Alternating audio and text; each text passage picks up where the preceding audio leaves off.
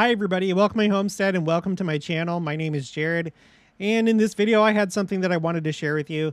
I may have told this once on the channel, maybe twice, probably not, probably just once. But it's a story from when I was in high school. And, you know, I'm not like other people where I can like look back to a particular grade or age and be like, oh, when I was 12 this, oh, when I was 13 that. Maybe in a few instances, but most of the time it's just like, when I was a teenager. In this one, I have reason to believe that I was probably, it may have been the summer between junior high and high school. Because it was around that time that, you know, as any good child does, they go through their parents' stuff, and then the stuff that the parents don't use, they ask if they can have or that they can use. And my dad had this SLR camera film because at that time digital cameras I think were only starting to, you know, be put on the market. I don't know if there were any SLR like DSLR, which is digital. And SLR, that's like, you know, like the type of camera that professionals use where instead of like a compact camera where you look through the viewfinder but it doesn't actually look through the lens, it's just like a viewfinder that just like approximates what the lens sees. SLR, it has like a little system of mirrors in there so that you're looking through a mirror that goes down and then through, you see down and through the lens, so you get an accurate capture. So my dad had one of these and it was for film, and I was just like, you know what? Maybe I should do this. Maybe I should try and learn how to use this thing. And so I went to the library. I went downtown to the Salt Lake Library to find because it was like new at that time. It's a really cool library. But I went there, got some books, and basically just taught myself photography. You know, it's not like I became a master, but I became proficient in it, starting with film. I had this other friend. He liked to do this kind of thing, experiment with stuff, and we went and took all sorts of pictures, you know, like, you know, the cool pictures where you have like a highway and you see the streak of light from the cars passing by. You obtain that effect by having a slow shutter speed. So like instead of like you slow it down, and then the light has time to kind of like expose more of the film, right? Or the sensor. Now it's not film, it's like sensors. So I got really into it, and I really liked doing it a lot. And it was around the same time that there was a New Era magazine, or an issue of the New Era that came out. That's what, you know, we had before for the youth. It was called New Era instead of For Strength of Youth. And I want to read some of it to you. And I guess I didn't really realize till now, or I must have forgotten, but this particular article that I'm going to share with you, parts of it anyway, is by Neal A. Maxwell. He is by far one of my favorite apostles, maybe my favorite. I really liked his style. I liked the way that he talked. I liked his messages. I feel like he was special. So I'm going to share some of that with you in a little bit, but I read this article, and it had to do with creativity and how you start little by little, and then you hone your skills over time. So I was just like all in this creative mode, wanting to really acquire and try and master this skill of photography. You know, my parents weren't using this camera anymore, so for all intents and purposes, it was all mine, just to do whatever I wanted to. And then, like I said, I think this was probably during the summertime. When I was in high school, I really liked to date. I dated a lot, and I liked going to dances. You know, frankly, at that time, I could not wait to have a family. I was looking forward to that. But I had this friend, and he was like, hey, there's a stake or a multi-stake dance for the youth over in I can't remember the name, but it was like a Cottonwood stake. It was over in Holiday, just east of Murray in the Salt Lake Valley. I was like, yeah, cool, cool. Let's go do that. And so we went, it was just me and him, and we didn't know anybody there. We were just there for the ride. And it got to this point where they did this like thing where it's like, okay, all the guys go stand on this side, all the girls go stand on this side. Now what we're going to do, it's going to be girls' choice. The next song is going to be a slow dance or a slow song for slow dancing. So girls, you go pick a guy. And so they all went, they picked a guy, and no one picked me. It still hurts a little bit to this day. But to my credit, nobody knew me. So don't take that away from me. That's the only thing that I have. Don't take that away from me.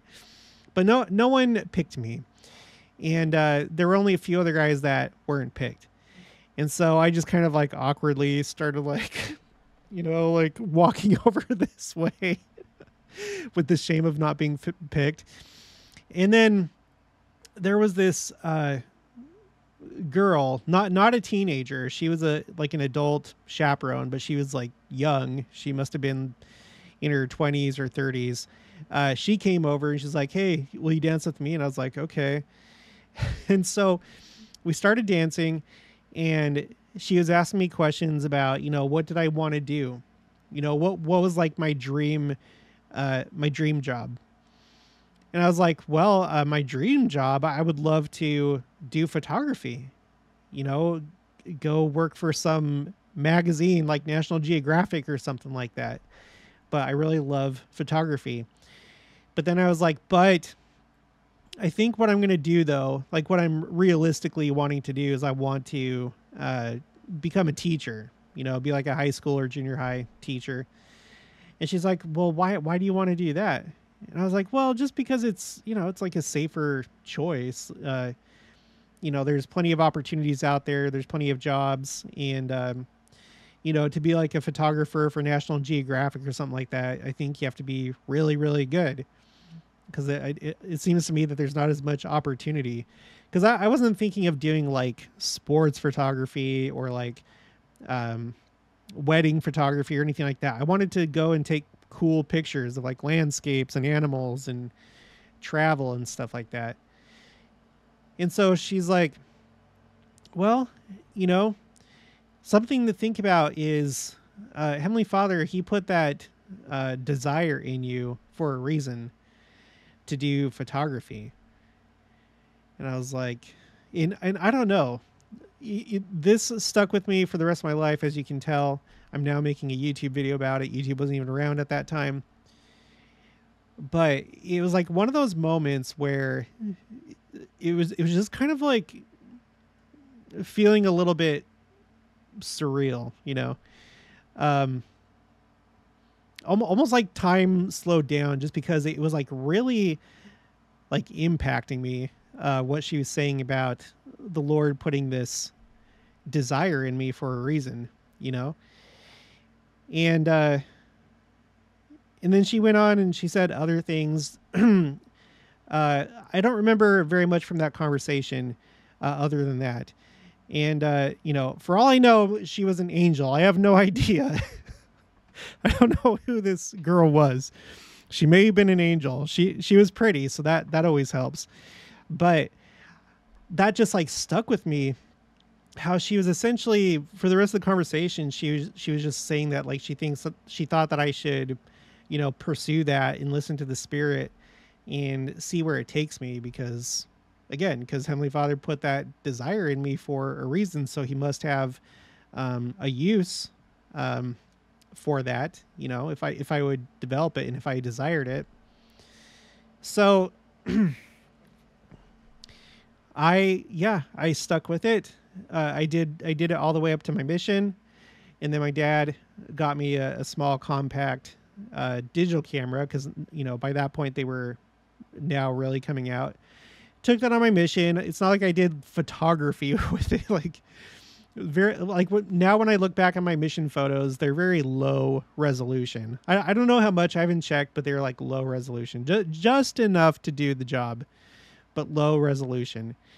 And finished my mission. I went to the Spain-Barcelona mission, came back, and I think it was my first birthday after I came back that my dad got me a digital SLR, which blew me away. It blew me away because with film, you have to be dang, careful with which shots you choose to take, because it's limited. You only have so many pictures you can take per roll of film. But with digital, it's unlimited. It's infinite. You take a picture, either you fill up the memory card, which by itself, that by just doing that, it's hard to do. Or, you just, you take pictures and then you delete the ones that didn't turn out, because you can like see the pictures on the camera itself, which that was also a really amazing, mind-blowing thing for me, because before with film, you'd have to roll it back up, rewind it, and then put it in a canister, make sure it doesn't be careful of, the light, because you don't want the surrounding light to expose your film, and then go take it somewhere like the grocery store. Grocery stores would usually have places where you could develop film, or you'd go to like Kmart, not that Kmart's around anymore. Or I went sometimes, there was a place called Hinckley's in Salt Lake. I don't know if it's still there, but it was like basically a photography. Wait, no, did they develop film? Maybe not. Maybe I'm just thinking about like buying stuff from there, but whatever. So it was really cool getting this new camera. And frankly, it was probably the best birthday gift I ever got, just because of the sheer potential that came with that. And I made good use of it. I really, really got into it at that point. And I started selling my photography on like stock websites. You've seen them, like Dreams Time or Big Stock or Shutterstock, places like that. I post, put my photography there. And I kind of got back into it. I have some photos up, but like now, like this whole thing developed over time as I learned Photoshop. First I was using Corel, which is not as good of a program. I finally went to Photoshop and learned that, and learned it all from scratch. Learned it from scratch. And it wasn't too long until I realized that I could use Photoshop not just for photos, but I could do, graphic design. I could manipulate images and move things around and use layers, So I had the photography down. Then I learned the software, for Photoshop, which led me to graphic design. And then I played around with Illustrator, which is like for like vector graphics. I'm not going to explain vector versus pixel, but some of you know, some of you don't. But I just stuck with Photoshop because that was all I really needed, because then I realized that I could start selling my graphic designs. And that's what I did. When I got out of the Army, that was my first job. I became self-employed, producing all these graphic designs and selling them in various places. And then after that, as you know, I've said this before, we were here in Kansas, and I was just like, trucking along with graphic design, had my plans for the next year, how many designs I wanted to make, what subject matter I wanted to hit. But then I just got the feeling that I should start a YouTube channel just one night out of nowhere. And so right then and there, now having a phone that takes very decent quality photos, on top of that, HD video, got home that night. It was nighttime, went into the chicken coop and made my first video. And then this YouTube channel took off beyond my wildest expectations. I can't even believe this is happening right now. It's actually kind of bizarre, but here we are. So, and I've been able to use all those skills before in, creating my thumbnails, doing my intro and other things. And I still do graphic design as well, my previous business. So I'm saying all this because going back to that angel woman and what she said, I think it's absolutely true. You know, you could say I have a testimony of that, that if you have some kind of desire inside of you, it doesn't even necessarily have to be a talent, but if there's like something inside you that some desire inside you that really is pulling at you and tugging at you, you should probably follow it, you know, and follow it for good, to good ends, obviously. But there is probably a reason why it's in you in the first place. And, you know, we don't know a whole lot about the pre-existence. Like, we know the basics, the fundamentals, you know, that there was a pre-mortal life, that there is a pre-mortal life. And during that time, we developed skills and things, but we don't really know exactly. So for all I know, maybe there was some kind of training or some kind of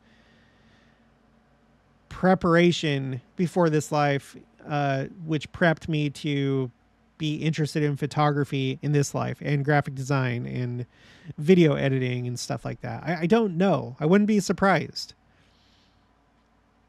You know, that maybe that's where it ultimately came from. It's not like I was born and then Heavenly Father like randomly put that in me. I don't know. That it could have happened that way. I don't know. Put what you think in the description below. You know, where is it something that we bring with us from the pre-mortal life, or do you think that there's some things that he gives us here? I'm talking about things that are innate, like things that just come with your preloaded software when you're born.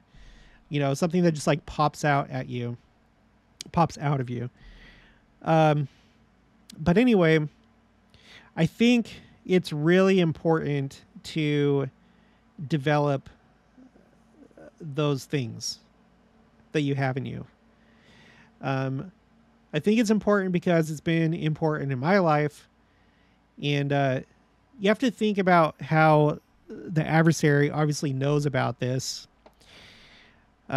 Regardless of, you know, if it comes from the pre-mortal life or it just like happens here, he knows that we have the ability to do things and to create and be innovative and organize and stuff like that. And so he would want for you to stop that.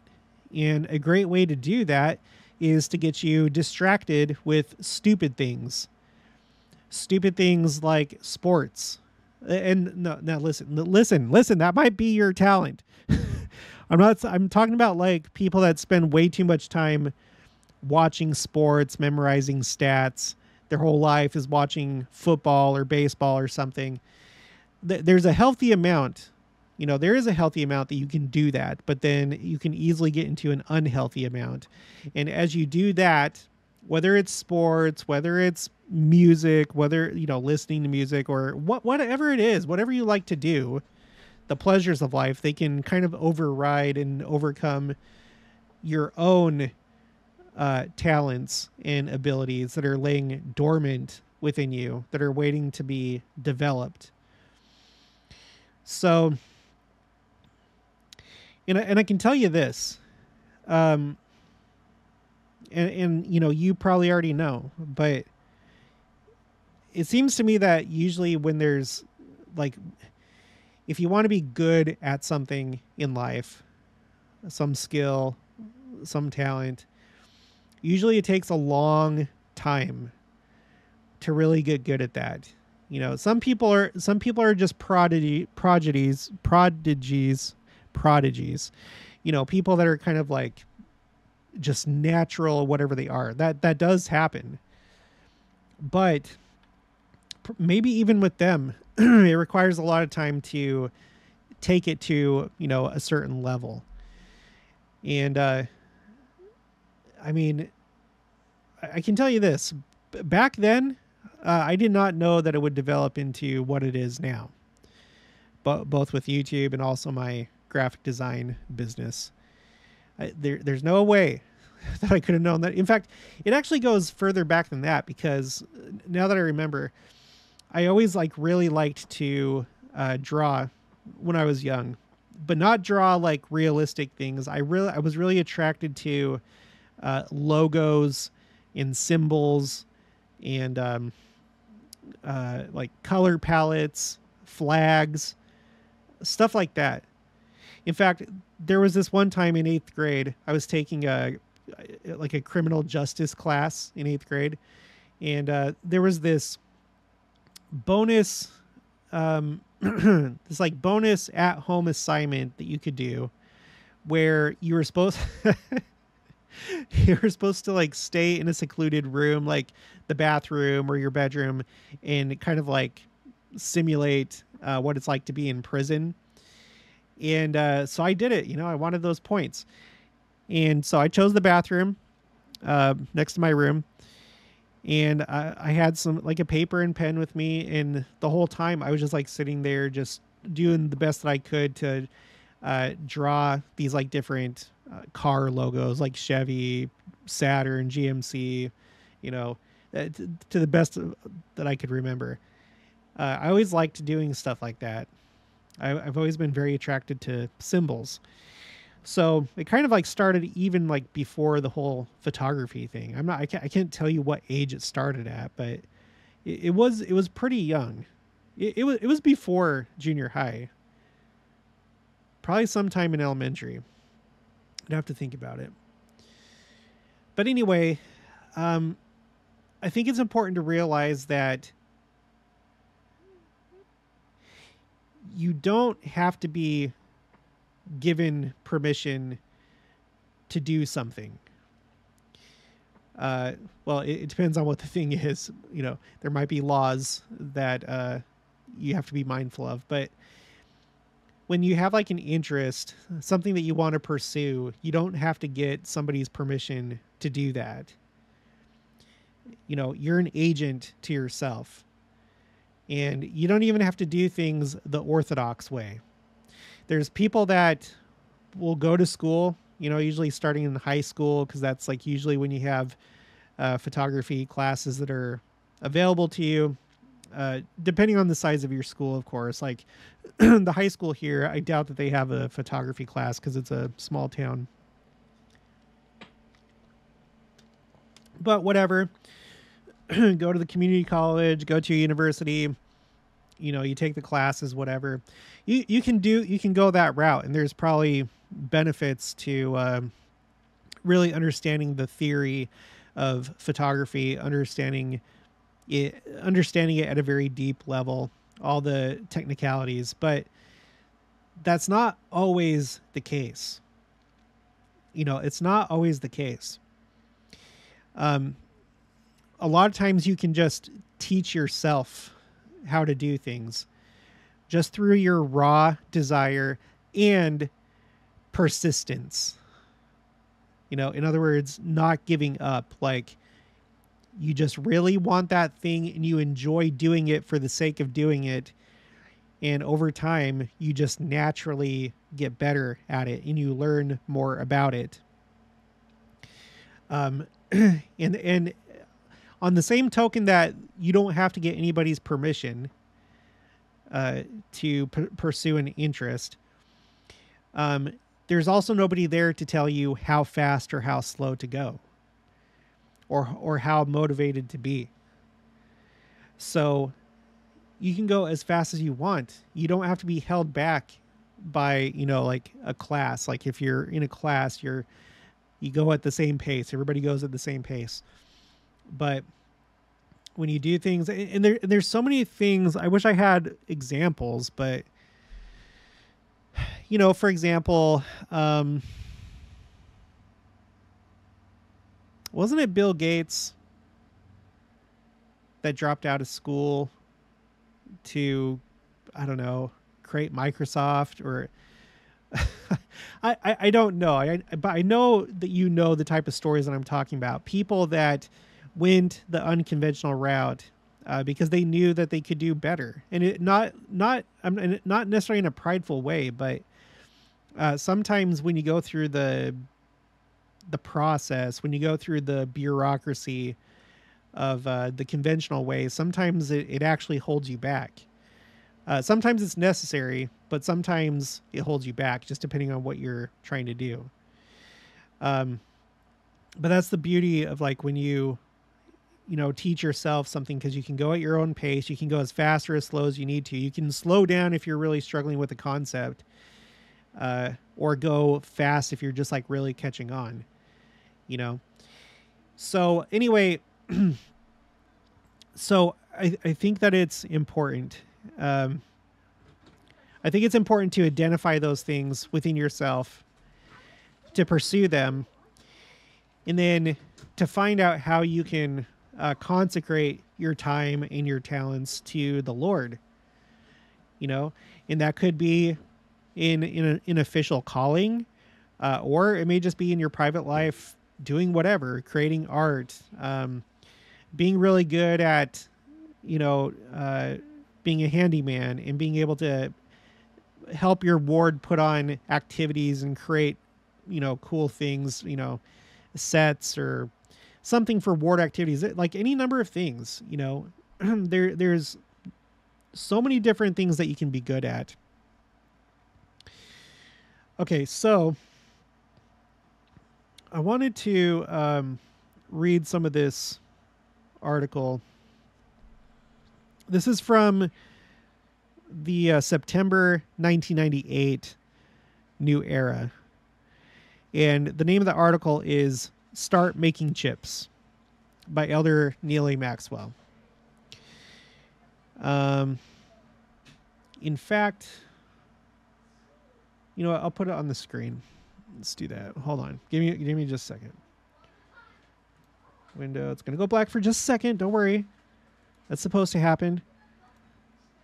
Okay. Start Making Chips by Elder Neal A. Maxwell.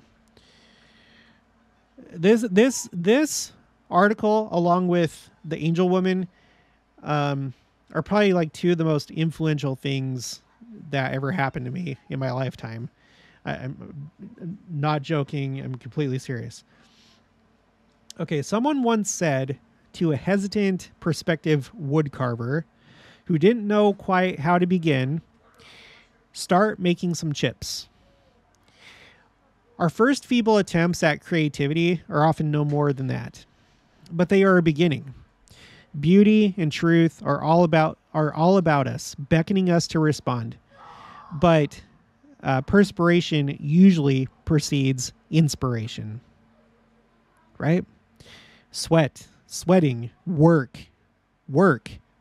Okay, so work usually precedes inspiration, and pondering reverentially almost always occurs before we make any breakthrough. Creative work is sweet, but it is work. And I think that's an important concept.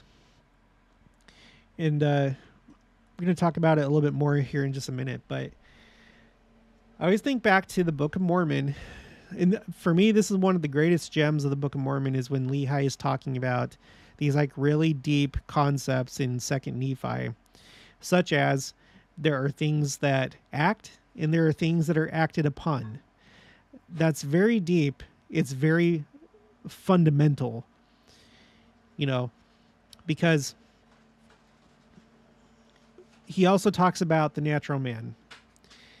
The natural man is not alive. Like it doesn't, it's basically an animal.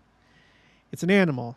And if you choose, you can give over all the decision making to the animal, and then it will act like an animal in life and compete with other people, control other people, hurt other people.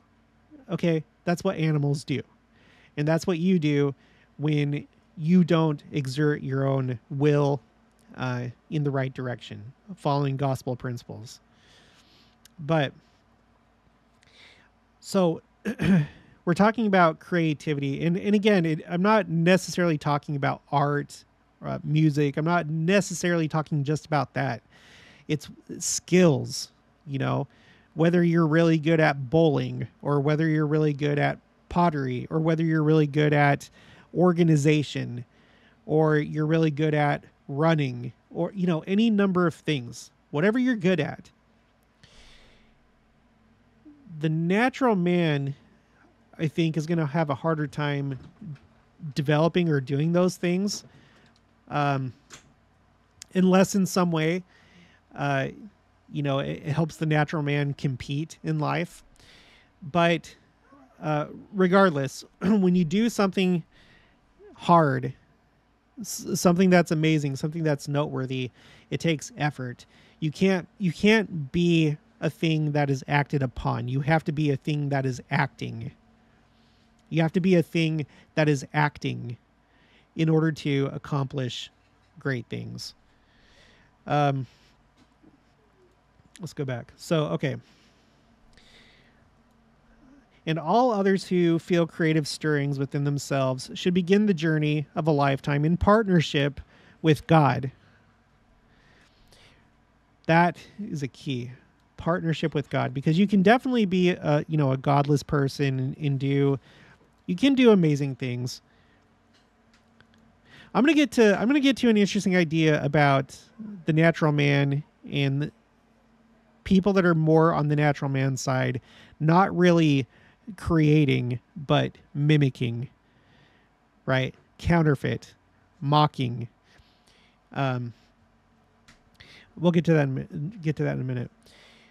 Okay, so begin the journey of a lifetime in partnership with God, who significantly has accepted as one of his designations the title of Creator. Yeah, God is the ultimate creator. Righteous work is the process of making manifest our love of God and of our neighbors. Creative work is a special expression, a more excellent way of showing that love.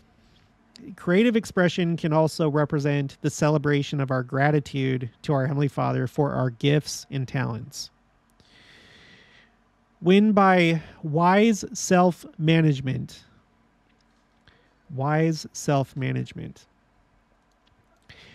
when by wise self-management we are creative, then we mortals can taste what Pascal called the dignity of causality. That is the capacity to cause to exist, right? Cause to exist. And this is an important concept. In philosophy, you get into the whole idea of who is the prime, I can't remember how they word it, but like the prime mover, the one that is not moved but causes everything else to move. So, now that doesn't quite jive exactly with our religion, but by becoming a creator, you do cause things to happen. You're something that's acting rather than being acted upon, right? So that is the capacity to cause to exist, that which had not existed in quite that way before. Something pertaining to truth and beauty occurs that would not have happened quite that way without us. As agents unto ourselves, we use the power that is in us to do good, but also to do it well. Whether our creativity involves the use of our voice, our hands, our muscles, or our conceptual powers. True creativity, as it reflects our capacity to see or produce something in a new way, represents a restructuring that carries our individual imprint and uniqueness. Look how just like the way that he words these things, it's so specific. Our capacity to see or produce something in a new way, leaving a unique imprint on that thing. Such can be equally true of the inventor and the painter, of the pianist, as well as the poet. New possibilities. Thus, creativity involves both a process and a result. It springs out of our seeing possibilities we have not seen before, seeing connections between patches of truth and beauty, and responding to them in ways we have not done before. Feelings that led to poetry, mental imagery that leads to painting, and pondering that gives birth to prose are but examples.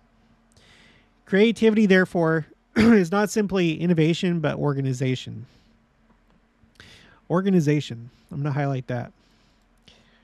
Organization. Self-discipline is required as part and parcel of that self-discovery, which is paralleled by the discovery of the universes, vast and small, of which we are a part. Gospel gladness can give us a precious perspective about all these things and can spur us on to share that beauty which our Father in heaven helps us to create. It is a process that should not trouble itself over much initially with questions of originality and utility, but rather with quality and excellence.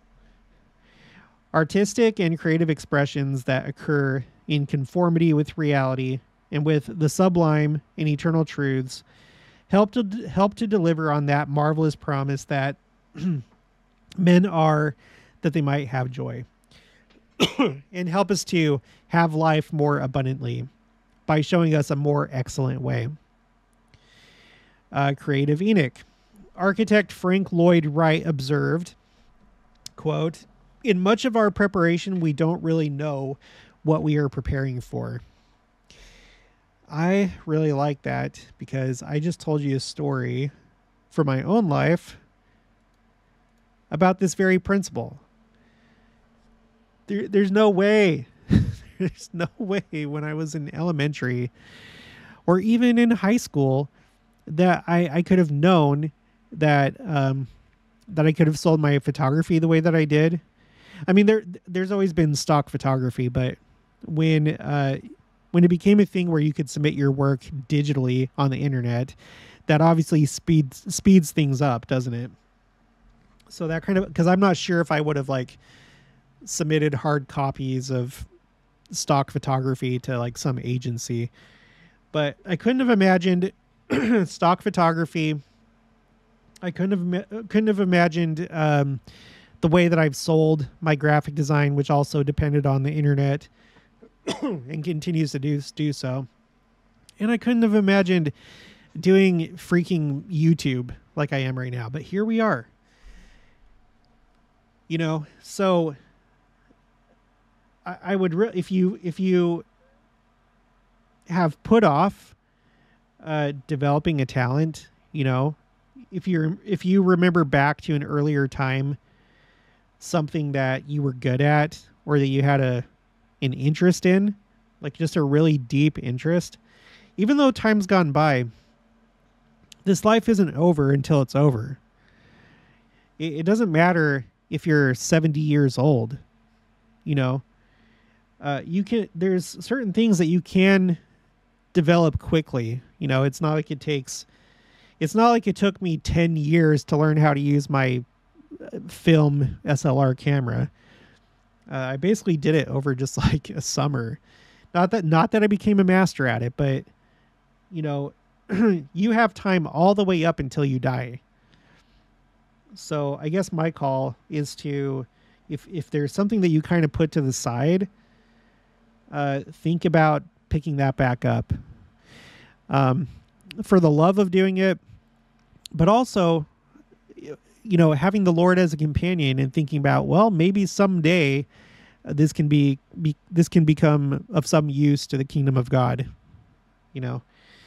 All right, so we need to trust the Lord as he sculpts and shapes our soul, as did a young man, Enoch.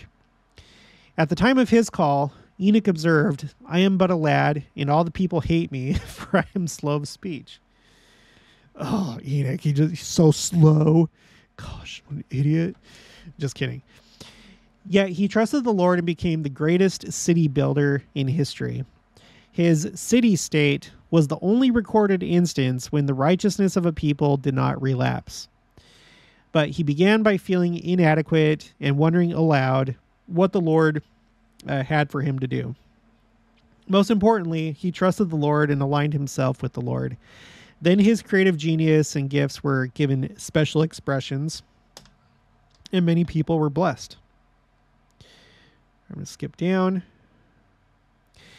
Okay, while true creativity is something that can be shared by those who appreciate the works of creation, true creativity does not depend entirely upon consumers for its satisfaction. Now, this is where I want to start talking about counterfeits. I want to talk about counterfeits.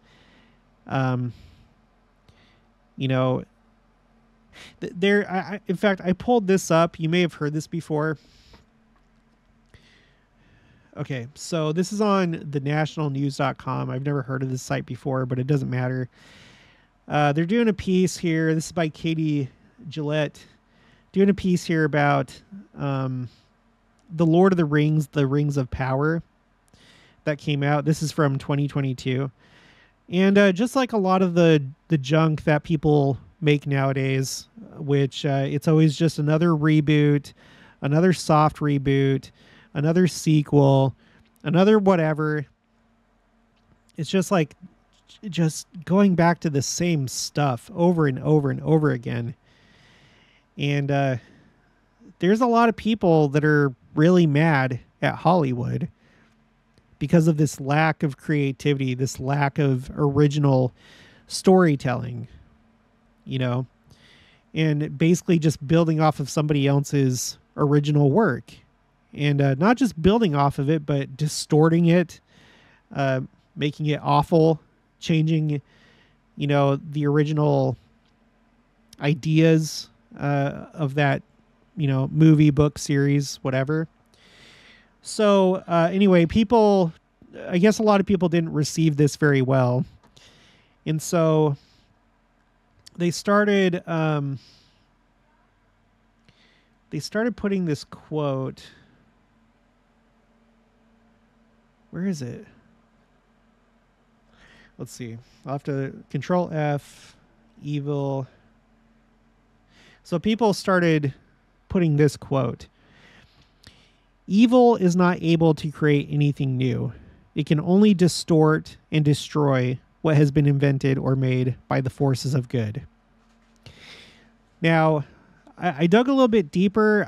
It seems like this wasn't necessarily a direct quote from J.R.R. Tolkien, the author of the Lord of the Rings series. But it seems that it's a kind of a paraphrasing of something that Frodo said in The Return of the King, talking to Sam about orcs. Frodo says, "No, they eat and drink, Sam.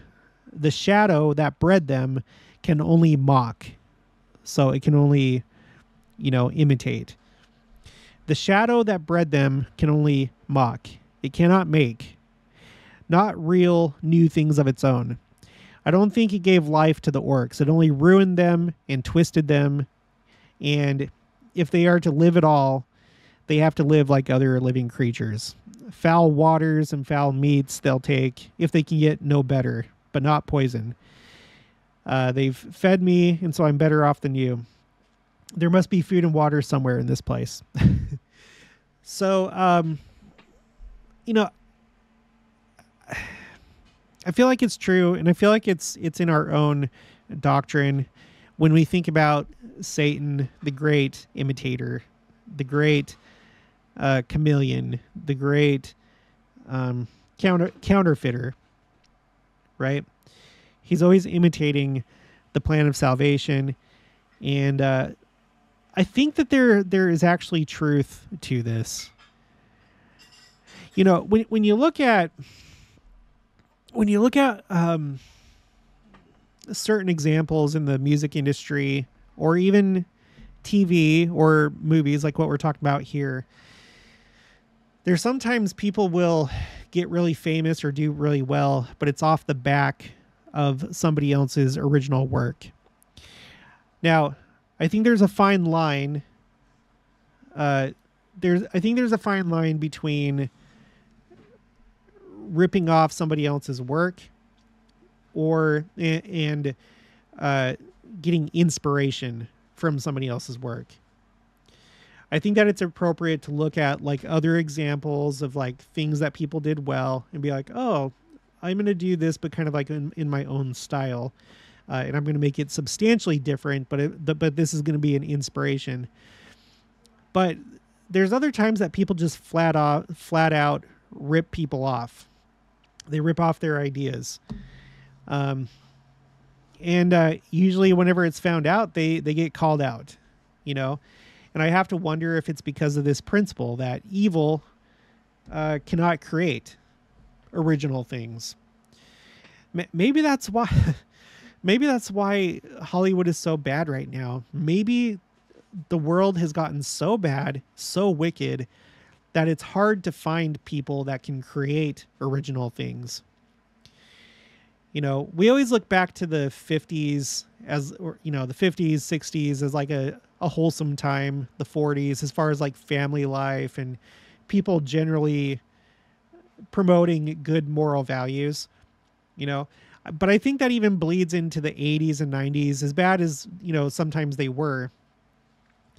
I think that there was still good during those times, and that's when you had a lot of good original blockbusters and good artists and stuff that you just don't find anymore. Who knows? Maybe it has to do with this. The world has become so bad that it can no longer create like it used to. Now, there's probably other factors at play. I understand that for like the studios, it's probably easier just to, instead of creating new things and taking chances, you stick with things that have worked in the past. And I think it's appropriate to do so sometimes, but like with everything, like every single movie coming out, it's always like some remake. Like, but anyway, you know, we know that when you read the Pearl of Great Price, you had one of Ham's sons, Canaan, or his I can't remember how it goes, but there was Egyptus. I think that was her name, Egyptus, and her son Canaan. I think that was his name. They went to Egypt, ended up creating a civilization, and they had like a false priesthood there. It was a mimic of the true order of God. You know, it was a mimic of presumably the Melchizedek priesthood. And when you look at Egyptian temples, we've done this at least one time on the channel. They do look like Solomon's temple and the second temple, like as far as their layout goes. There's like some, you know, distinctions and stuff. And this leads people to believe, like archaeologists and secular people to believe that, oh, well, the you know, the Jews, the Israelites, they basically were just copying the Egyptians. And no, it's the other way around. It's the other way around. Anyway, let's get back to this. So with that in mind, oh, and by the way, this is the cover of that issue. This always stuck in my mind as well.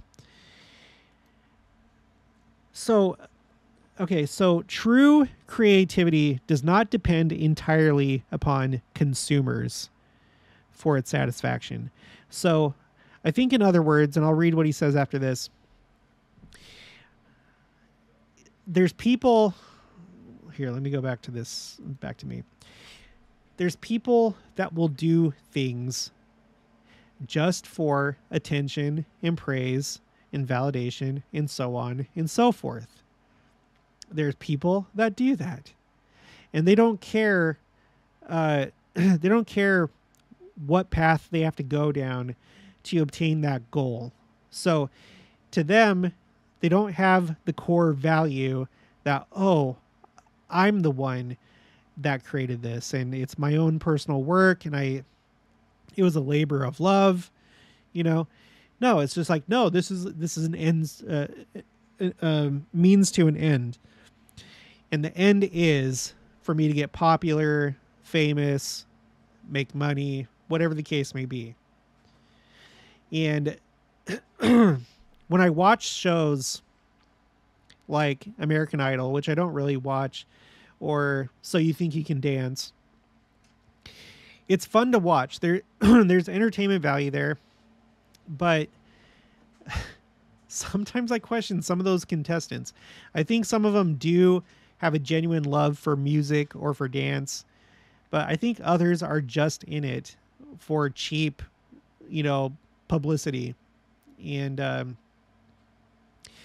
they of course they want to rise to the top, but the reason why is for the notoriety, the fame that comes with it.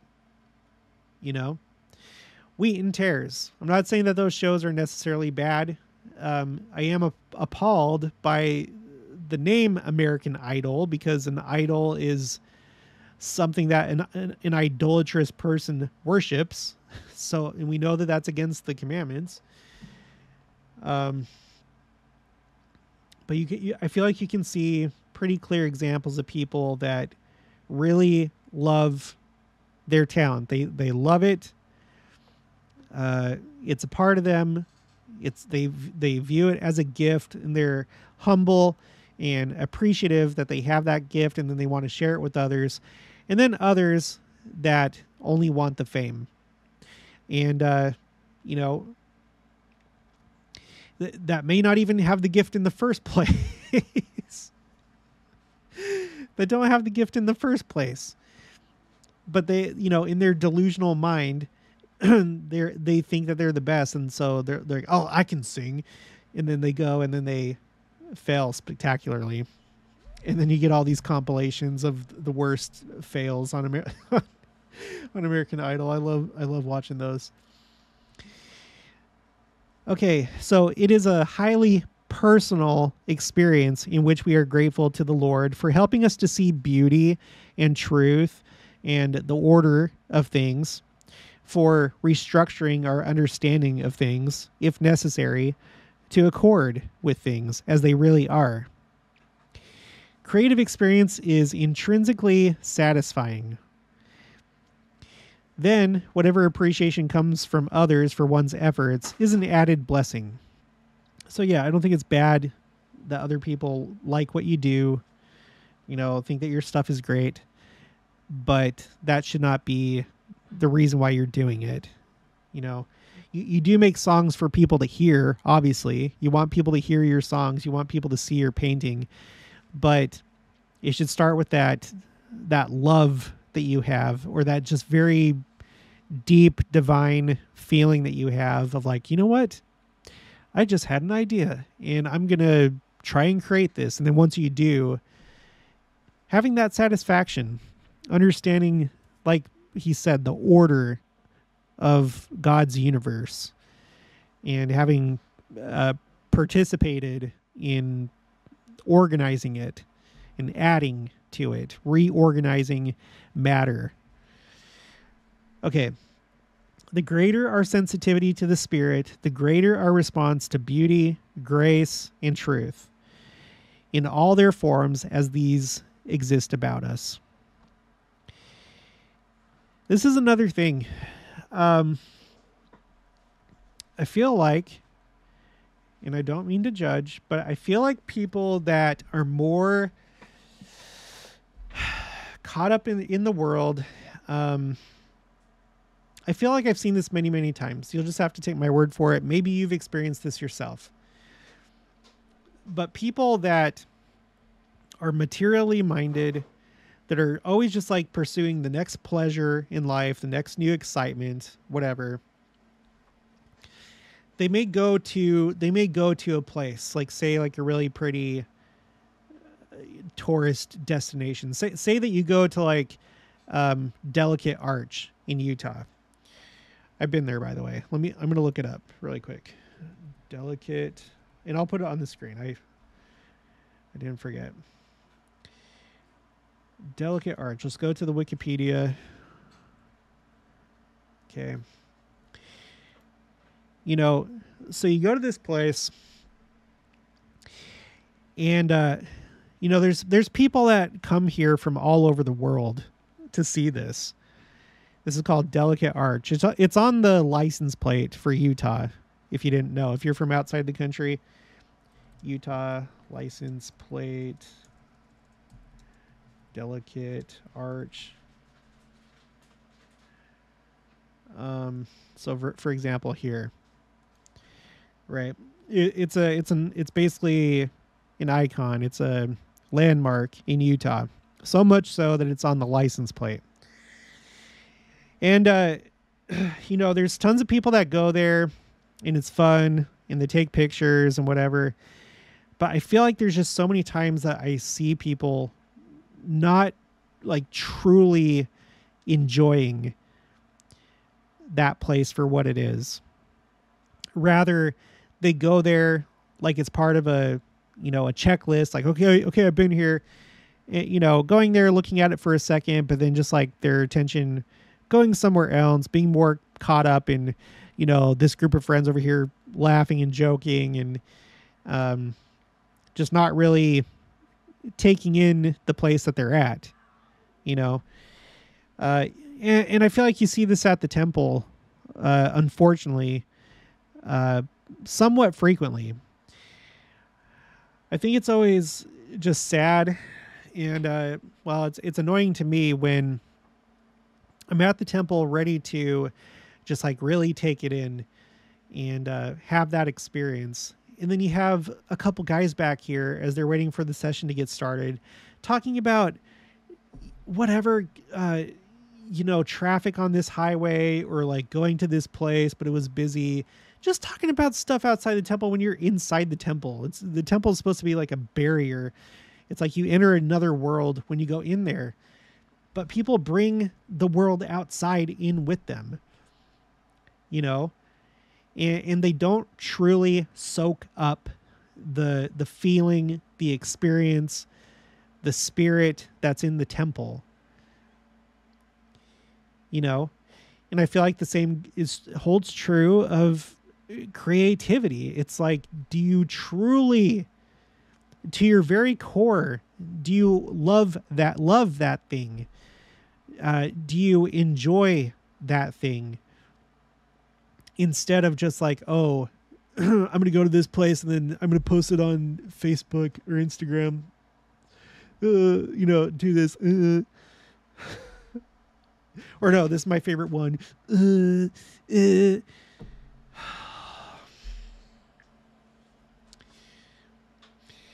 Let's get back to the article. The greater our sensitivity to the spirit, the greater our response to beauty, grace, and truth in all their forms as these exist about us. It's almost like the more sensitive to the spirit you are, the more grounded in reality you are in a very deep way. It's like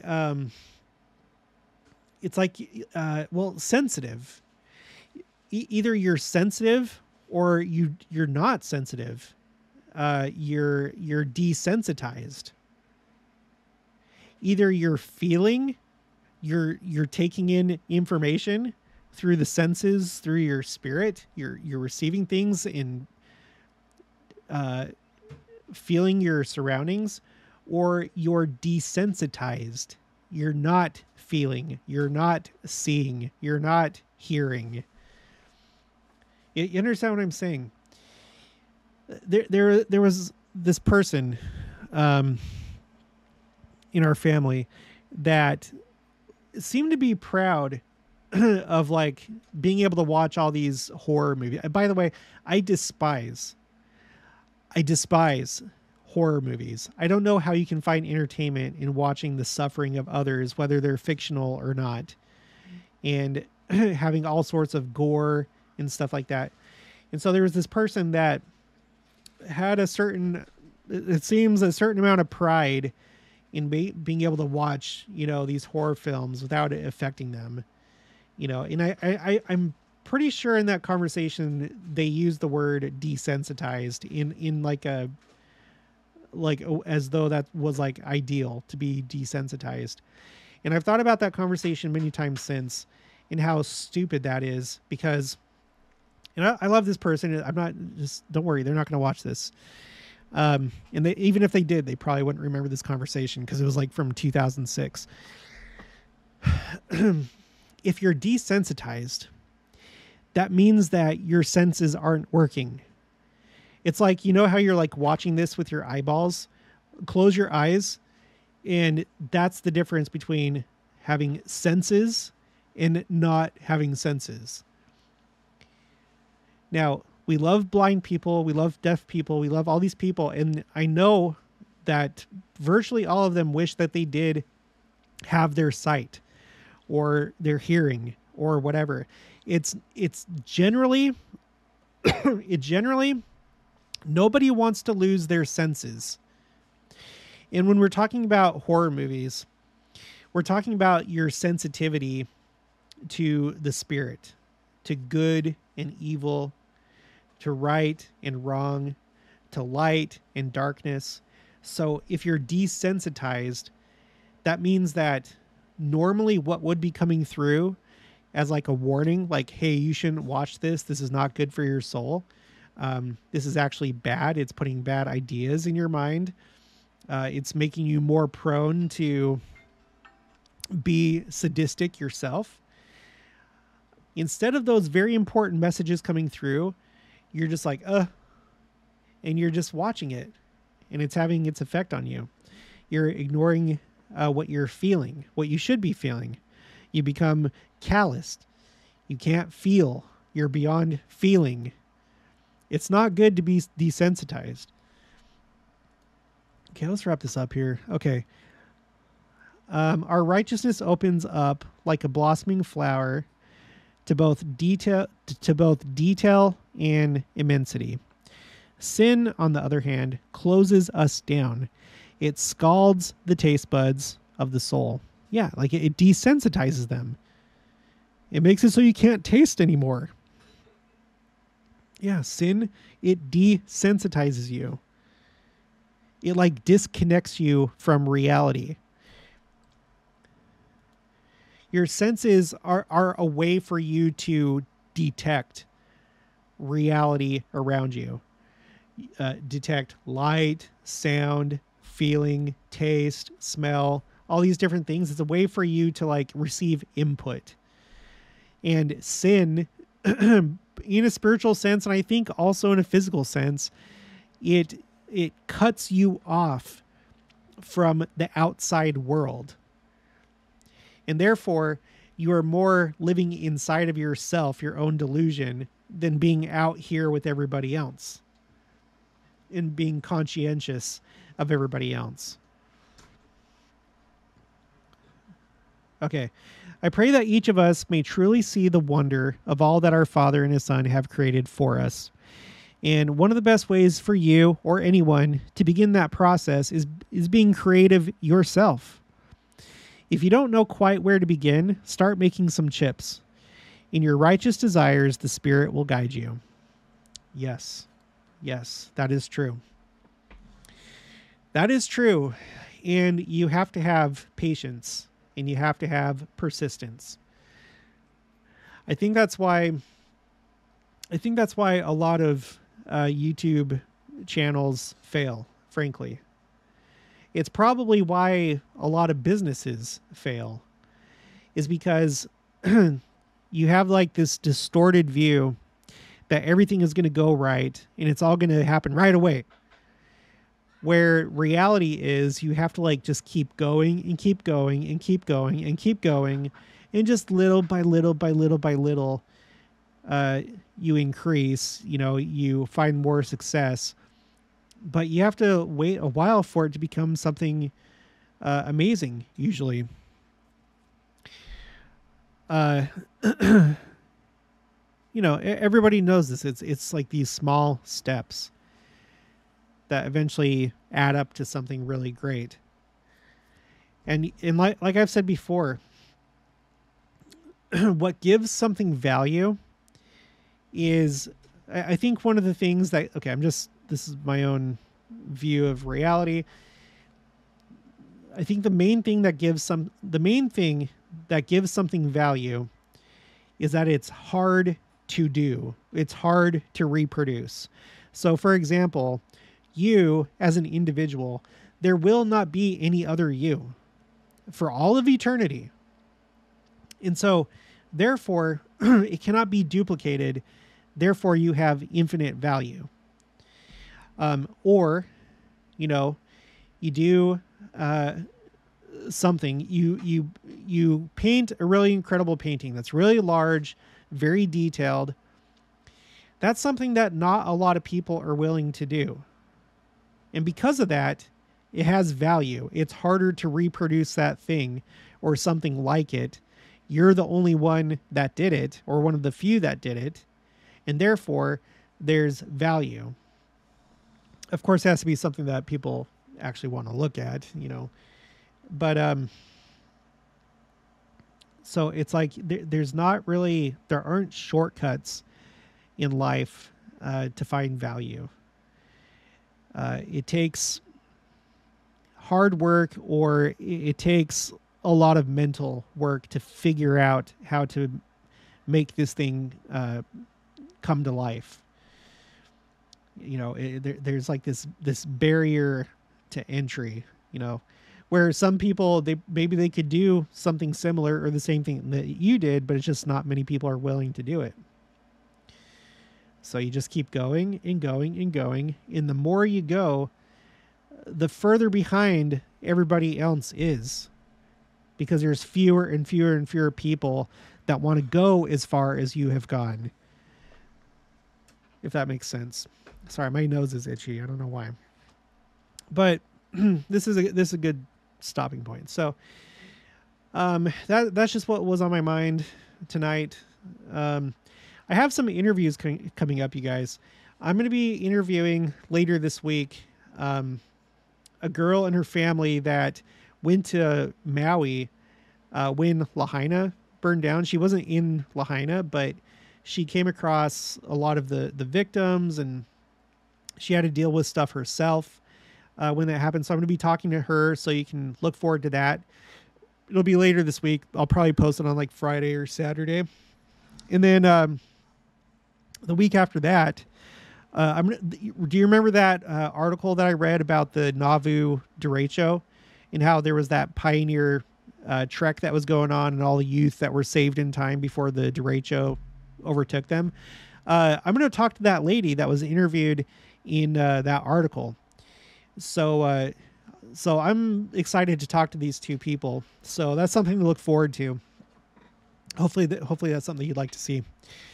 All right, if you haven't already, please make sure to subscribe. Like this video if you liked it. Leave your thoughts and opinions down in the comments below. Also, make sure to share it, and I'll talk to you guys later.